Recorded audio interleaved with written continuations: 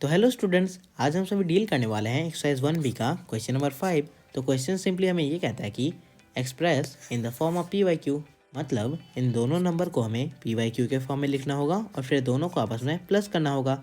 तो चलिए इन दोनों को पी वाई क्यू के फॉर्म में लिखते हैं। तो हमारा पहला नंबर है 0.38, तो यहाँ मैं लिख देता हूँ 0.38 ऊपर लाइन। अब यहाँ पे आप ध्यान दो, डेसिमल के बाद दो नंबर है और दोनों हो रहा है रिपीट क्योंकि ऊपर लाइन है। तो यहाँ मैं लिख सकता हूँ 0.38 is equal to 0.38 38 38 and so on. अब इसे मैं x से इक्वेट कर लेता हूँ, तो लिखता हूँ let 0.38 is equal to x।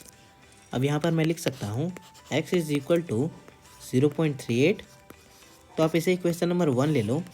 अब यहाँ पे आप ध्यान दो, डेसिमल के बाद दो नंबर है तो यहाँ पे 2 0 और फिर आगे में 1 यानी कि 100। अब मैं दोनों तरफ 100 से मल्टीप्लाई करूँगा। तो 100 से आखिर क्यों? क्योंकि हमें डेसिमल के बाद वाला नंबर सेम चाहिए। अगर मैं 10 से मल्टीप्लाई करूँगा तो ये बस एक डिजिट डेसिमल के इस तरफ रिप्लेस हो जाएगा, यानी कि ये 3। तो डेसिमल के बाद तो 8 से हमें फॉलो करना होगा ना। अगर मैं 100 से मल्टीप्लाई करूँ तो 2 डिजिट को मैं डेसिमल के इस तरफ रिप्लेस करूँगा और फिर यहाँ पे मैं 38 को फॉलो करूँगा। तो अगर मैं 100 से करूँ तो यहाँ पे 38 और 38 सेम हो जाएगा, इसलिए मैं अब 100 से करूँगा। तो मैं लिख देता हूँ multiply both the side by 100। तो यहाँ पे हमें इक्वल टू के इस तरफ मिलेगा 100x और इक्वल टू के उस तरफ अगर मैं मल्टीप्लाई करूँ तो जैसा मैंने बोला यहाँ 2 0 है और मैं 2 डिजिट को डेसिमल के इस तरफ रिप्लेस कर दूंगा और फिर यहाँ से मैं फॉलो करूँगा। तो लिख देता हूँ 38 डेसिमल 38 और ऊपर लाइन देना होगा। अब यहाँ पे क्वेश्चन नंबर 2 इसे मान लो। अब यहाँ पे लाइन इसलिए रह गया क्योंकि 38 तो अभी भी रिपीट ही कर रहा है, ठीक है।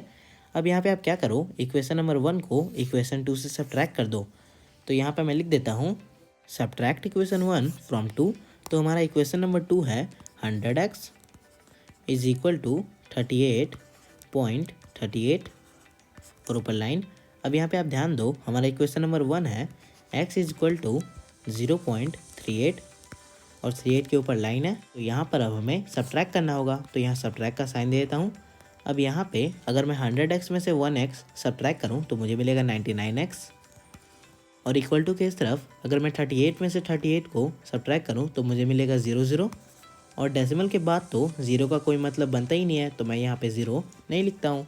अब यहाँ पे आप ध्यान दो, 38 में से अगर 0 सब्ट्रैक्ट करूँ तो 38 ही मिलेगा।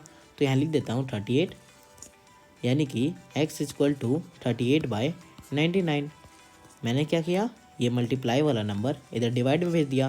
तो यहाँ पर ये x और ये x इक्वल है, यानी कि आप कह सकते हो ये वाला नंबर और ये वाला नंबर भी इक्वल है। तो यहाँ पे हमारा 0.38 का वैल्यू हो गया पी वाई क्यू के फॉर्म में। अब यहाँ पे बस हमें 1.27 का वैल्यू निकालना होगा, तो इसे मैं साइड में लिख लेता हूँ। अब यहाँ पे इसे जल्दी से इरेज कर लेता हूँ। तो यहाँ 1.27 को हमें पी वाई क्यू के फॉर्म में लिखना है। तो यहाँ मैं लिख सकता हूँ 1.27 27 27 एंड सो ऑन, क्योंकि 27 रिपीट हो रहा है। यहाँ मैं इसे अब x से इक्वेट कर लेता हूँ, तो लिखता हूँ let 1.27 is equal to x। अब यहाँ लिख सकता हूँ x इज इक्वल टू 1.27। यहाँ आप इक्वेशन नंबर 1 मान लो इसे। अब यहाँ पे ध्यान दो, डेसिमल के बाद दो नंबर यानी 100 से मल्टीप्लाई करना होगा। तो यहाँ लिख देता हूँ multiply both the side by 100। तो यहाँ पे हमें मिलेगा 100x इस तरफ इक्वल टू के, तो यहाँ लिख देता हूँ 100x और अगर मैं इस तरफ मल्टीप्लाई करूँ तो यहाँ 2 0 है, यानी कि डेसिमल के बाद वाला 2 डिजिट मैं डेसिमल के इस तरफ रिप्लेस कर दूंगा और फिर यहाँ से फॉलो करूँगा।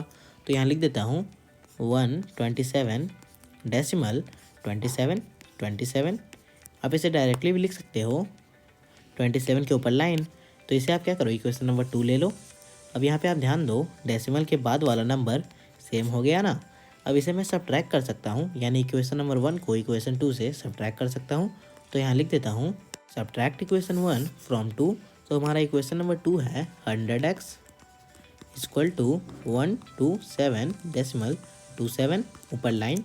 यहाँ सब्ट्रैक्ट का साइन देता हूँ और हमारा इक्वेशन नंबर 1 है x इक्वल टू 1.27 और ऊपर लाइन।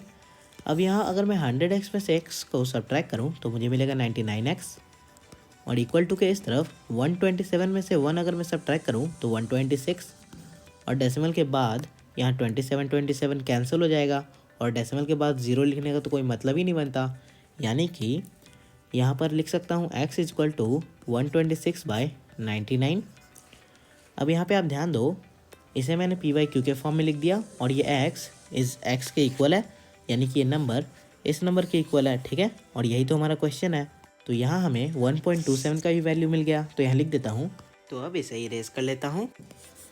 अब यहाँ पे हमें इन दोनों नंबर को प्लस करना है, तो यहाँ लिख देता हूँ। तो 0.38 है 38/99 और यहाँ पे प्लस का साइन देते हुए 126/99।